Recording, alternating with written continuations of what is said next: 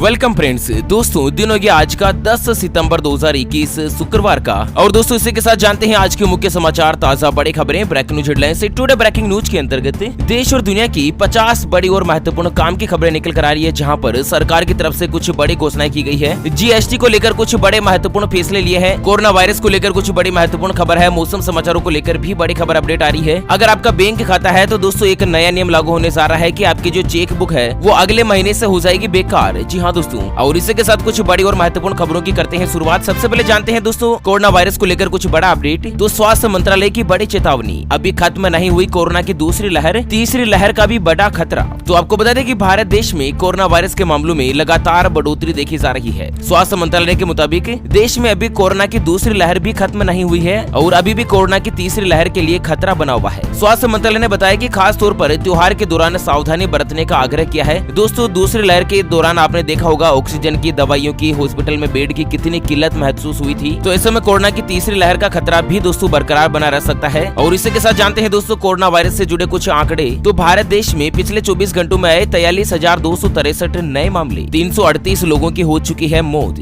तो दोस्तों पिछले 24 घंटों में 43,263 कोरोना वायरस के नए मामले आए हैं। और इसी के साथ 3,31,39,000 से ज्यादा कोरोना वायरस के पॉजिटिव केस हो चुके हैं। और वहीं दोस्तों 338 लोगों ने 24 घंटों में जान गंवा दी है, जबकि मरने वालों की कुल संख्या बढ़कर 4,41,749 तक पहुंच चुकी है। चलिए अगला जो बड़ा अपडेट सामने आ रहा है कि शाकाहारी भोजन से कम हो सकता है कोरोना संक्रमण का खतरा। नए रिसर्च में हुआ बड़ा खुलासा। तो दोस्तों ऐसे व्यक्ति जो कि पूरी तरीके से शाकाहारी है, यानी कि फल, सब्जियां, साबुत अनाज और दाल का भरपूर उपयोग करते हैं, उनमें कोरोना संक्रमण का खतरा कम होता है। ऐसे लोगों में संक्रमण के घातक होने की भी संभावना कम रहती है। एक प्रकार के रिसर्च में इस तरह की जानकारी मिली है। चलिए अगली खबर में जानते हैं दोस्तों कि आज 10 सितंबर को है गणेश प्रतिमा की स्थापना। जानते हैं शुभ मुहूर्त के बारे में और सरकार ने कुछ नया नियम भी बनाया है, उसके बारे में भी अपडेट जानते हैं। मित्रों धर्म ग्रंथों के अनुसार भाद्रपद शुक्ल चतुर्थी तिथि को भगवान श्री गणेश का जन्म हुआ था, इसलिए इस चतुर्थी को विनायक चतुर्थी या फिर सिद्धि विनायक चतुर्थी और श्री गणेश चतुर्थी के नाम से जाना जाता है। धार्मिक ग्रंथों के मुताबिक आज के दिन जो स्नान, उपवास या दान किया जाता है उसका फल भगवान श्री गणेश की कृपा से 100 गुना हो जाता है। दोस्तों गणेश स्थापना की अगर शुभ मुहूर्त की बात की जाए तो सुबह 9 बजे से लेकर 10:30 बजे तक अमृत महोत्सव है। दोपहर 12 बजे से लेकर 1:30 बजे तक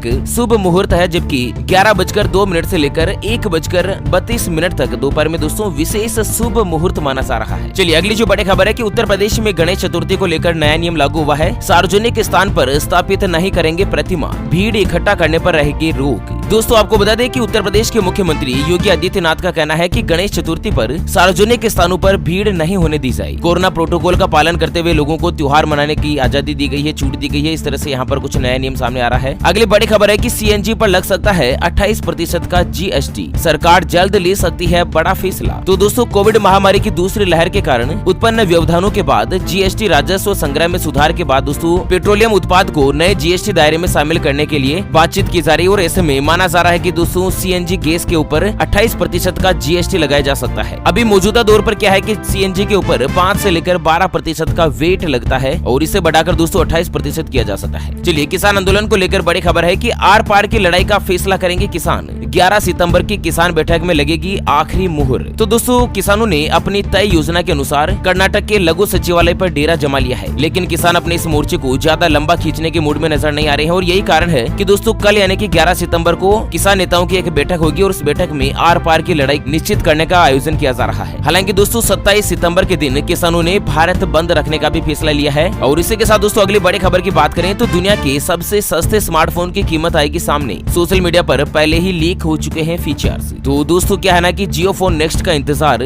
दिन ब दिन अब खत्म होने की कगार पर पहुंच चुका है। और दोस्तों कंपनी आज यानी कि 10 सितंबर को गणेश चतुर्थी वाले दिन इसे दुनिया के सामने लाएगी। इसकी लॉन्चिंग तो पहले ही हो चुकी है, लेकिन इसके सभी फीचर्स और कीमत का सामने आना बाकी था। ऐसा में दोस्तों आज इसकी कीमत के बारे में भी ऐलान हो जाएगा। हालांकि जियो फोन नेक्स्ट की जो कीमत है वो लगभग 3,499 रुपए के आसपास हो सकती है, क्योंकि गूगल और रिलायंस दोनों ही कंपनियों ने मिलकर इस फोन को बनाया है। और लक्ष्य रखा है दोस्तों की भारत में अब तक का सबसे सस्ता सस्ता स्मार्टफोन देने का। चलिए अगली खबर में आपको बता दें कि ई श्रम पोर्टल के शुरू होने के बाद से ही 27 लाख से ज्यादा श्रमिकों ने करवाया रजिस्ट्रेशन। श्रम मंत्री ने किया बड़ा ऐलान। तो पिछले महीने दोस्तों क्या है ना कि भारत सरकार ने ई श्रम पोर्टल की शुरुआत करी थी और उसके बाद से अब तक एक महीने में 27 लाख से ज्यादा मजदूरों ने रजिस्ट्रेशन करवा लिया है। और वहीं आपको बता दें कि पंजीयन करवाने के बाद श्रमिकों को जो कुछ सुविधाएं मिलती है ना, उसका फायदा सबसे पहले मिलेगा। और रजिस्ट्रेशन में दोस्तों किसी भी श्रमिक की अगर मृत्यु हो जाती है या स्थायी विकलांगता हो जाती है ना, तो 2 लाख रुपए और आंशिक विकलांगता पर 1 लाख रुपए के लिए श्रमिक जो है पात्र हो जाएगा। जो भी श्रमिक कर्मचारी रजिस्टर्ड है ना, उन सभी को इस योजना का फायदा मिलेगा। तो दोस्तों अगर आप भी श्रमिक है तो इस योजना में फटाफट से रजिस्ट्रेशन करवा लीजिएगा अपने नजदीकी ई मित्र सेवा केंद्र में या CSC यानी कि कॉमन सर्विस सेंटर में जाकर आप करवा सकते हैं। चलिए अगली जो बड़ी खबर है कि देश को जल्द मिलेगी 4 नए एयरपोर्ट की शुरुआत। सरकार ने दिया बड़ा तोहफा। तो आपको बता दें दोस्तों कि भारत देश के गुजरात में केसोद, झारखंड में देवघर, महाराष्ट्र में गोंदिया के साथ ही सिंधुदुर्ग और उत्तर प्रदेश में कुशीनगर में नया एयरपोर्ट बनाया जाएगा। मतलब इसे देश में 4 नए एयरपोर्ट और 6 नए हेलीपोर्ट बनाना तय हो चुका है। चलिए किसान परिवारों के लिए बड़ी खुशखबरी है।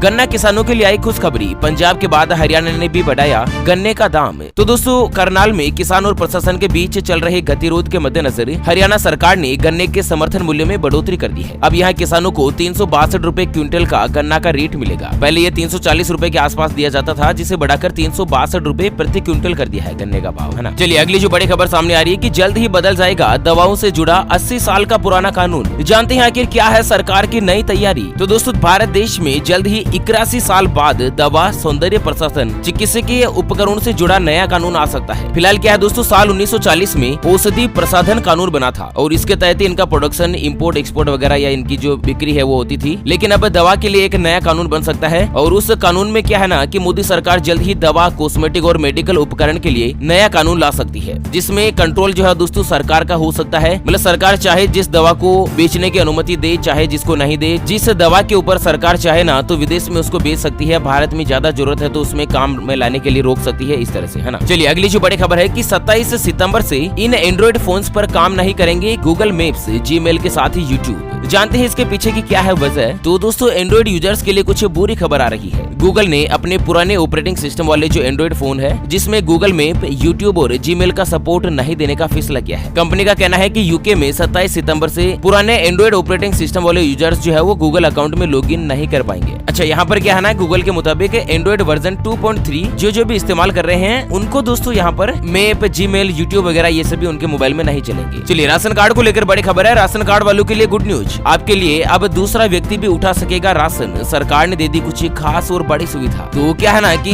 राजधानी दिल्ली में राशन कार्ड वालों के लिए अच्छी खबर है। राजधानी के लोगों को बायोमेट्रिक मिलान नहीं होने की वजह से अब राशन लेने से वंचित नहीं होना पड़ेगा। बहुत बार क्या होता है ना कि आप राशन लेने जाते हैं तो आपका फिंगर वेरिफिकेशन करवाया जाता है वहाँ पर, और दोस्तों बहुत सारे लोगों का फिंगर नहीं मैच होता है, जिसकी वजह से उनको राशन ही नहीं मिल पाता है। तो दोस्तों क्या है ना कि दिल्ली सरकार ने लोगों को नॉमिनेशन की सुविधा दे दी है। मतलब कि आप अपने राशन कार्ड में नॉमिनेशन करवा सकते हैं कि आपकी अनुपस्थिति में कोई और व्यक्ति जो आपके राशन कार्ड से राशन का फायदा उठा सकता है, तो आप उसके फिंगर से, बायोमेट्रिक से जो है वो राशन ले सकते हैं, है ना। चलिए अगली खबर में जान लेते हैं मौसम समाचार। तो वेदर फोरकास्ट, मौसम पूर्वानुमान को लेकर बड़ी खबर है कि उत्तर प्रदेश, दिल्ली और हरियाणा में अभी नहीं थमेगा बारिश का सिलसिला। मौसम विभाग ने जारी किया पूर्वानुमान। तो दोस्तों आपको बता दें मौसम विभाग के मुताबिक उत्तरी मध्य महाराष्ट्र, गुजरात क्षेत्र के आसपास के हिस्सों में कम दबाव का क्षेत्र बना हुआ है और साथ ही पंजाब और आसपास के इलाकों में भी चक्रवाती हवाओं का क्षेत्र है। इसके मद्देनजर अगले 24 घंटों में गुजरात में दोस्तों मध्यम से लेकर भारी बारिश की संभावना है और इसी के साथ कोंकण, गोवा, दक्षिण पूर्वी राजस्थान के कुछ हिस्से, गंगीय पश्चिम बंगाल, उत्तरी उड़ीसा, अंडमान निकोबार द्वीप समूह के कुछ हिस्सों में भी मध्यम से लेकर कई स्थानों पर भारी बारिश हो सकती है। अच्छा, साथ ही दोस्तों आंतरिक उड़ीसा, उप हिमालय पश्चिम बंगाल, सिक्किम, पूर्वोत्तर भारत, बिहार, झारखंड, उत्तर प्रदेश, पंजाब, हरियाणा, दिल्ली, उत्तराखंड, हिमाचल प्रदेश, मध्य प्रदेश, छत्तीसगढ़, तटीय कर्नाटक में भी दोस्तों मध्यम से लेकर भारी बारिश का दौर बना रहेगा। चलिए अगली खबर है कि सेना के लिए एयरक्राफ्ट बनाने का काम भी प्राइवेट सेक्टर के हवाले। टाटा की झोली में आया प्रोजेक्ट। तो दोस्तों कैबिनेट कमेटी ऑन सिक्योरिटी ने नए मिलिट्री ट्रांसपोर्ट एयरक्राफ्ट की खरीद को हरी झंडी दे दी है और ये जो एयरक्राफ्ट है वो टाटा और एयरबस मिलकर भारत में बनाएगी। ये पहला मौका है जब मिलिट्री एविएशन से जुड़ा कोई भी कॉन्ट्रैक्ट देश की किसी प्राइवेट कंपनी को दिया गया है। इससे आने वाले वर्षों में देश में 6000 से ज्यादा रोजगार पैदा होने की उम्मीद है और साथ ही देश में एविएशन की आधुनिक तकनीक भी बन सकती है। चलिए अगली खबर में बता दें दोस्तों कि रेलवे के इस प्रोजेक्ट के साथ आप भी शुरू कर सकते हैं बिजनेस। 80,000 रुपए महीने होगी कमाई। तो दोस्तों कोरोना काल के इस दौर में नौकरियों के लिए कई तरह की कठिनाइयों का सामना करना पड़ रहा है और इसके साथ ही कई लोगों को अपनी जॉब से भी हाथ धोना पड़ा है। दरअसल क्या है ना कि आप भी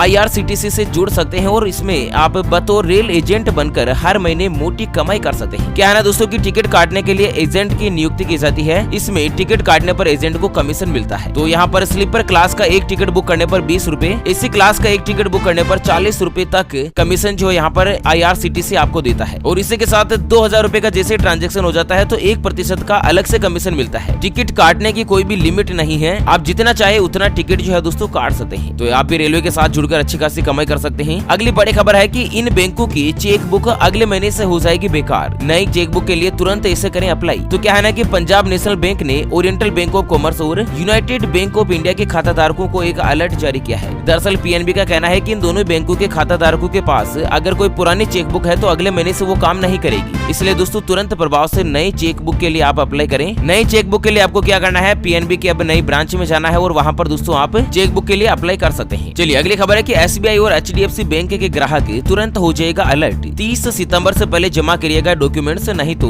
बंद हो जाएगी सर्विस। तो दोस्तों अगर आपका भी खाता SBI में है या HDFC बैंक में है तो 30 सितंबर से पहले आपका जो पैन कार्ड है उसको आधार कार्ड से जोड़ना जरूरी है। अगर आपके अकाउंट में दोस्तों पैन कार्ड और आधार कार्ड अपडेट नहीं होगा तो आपकी बैंकिंग सेवा जो है रद्द हो सकती है। ऐसा में दोस्तों समय पर आप अपडेट करवा लीजिएगा। चलिए अगली खबर में बता दें दोस्तों कि लगातार हो रहे घाटे के चलते फोर्ड कंपनी बंद कर देगी प्रोडक्शन। 4000 कर्मचारियों पर होगा असर, मौजूदा ग्राहकों को मिलती रहेगी सर्विसेज। तो दरअसल क्या है ना कि ऑटोमोबाइल कंपनी फोर्ड ने अपने व्हीकल मैन्युफैक्चरिंग फैक्ट्री को बंद करने का फैसला किया है। फोर्ड क्या है कि भारतीय बाजार में लंबे समय से संघर्ष कर रही है और कोविड के बाद दोस्तों कंपनी की हालत और ज्यादा खराब होगी। कंपनी की गाड़ियों की बिक्री में भी लगातार गिरावट दर्ज हुई है। हालांकि क्या है कि दोस्तों नई गाड़ियां कंपनी नहीं बनाएगी, पुरानी गाड़ियों की सर्विस देना जारी रखेगी। ऐसे में अगर फोर्ड की फैक्ट्रियां बंद हो जाती है तो लगभग 4000 कर्मचारी जो है उनकी नौकरी चली जाएगी। लेकिन क्या करे दोस्तों, कंपनी की भी मजबूरी है ना। अच्छा, उत्तर प्रदेश से अगली बड़ी खबर आ रही है कि शिक्षा मित्र अनुदेशक और रसोइयों का बड़ा मानदेय, सरकार ने कर दी बड़ी घोषणा। तो दोस्तों उत्तर प्रदेश में क्या है कि 30,000 से ज्यादा अनुदेशक का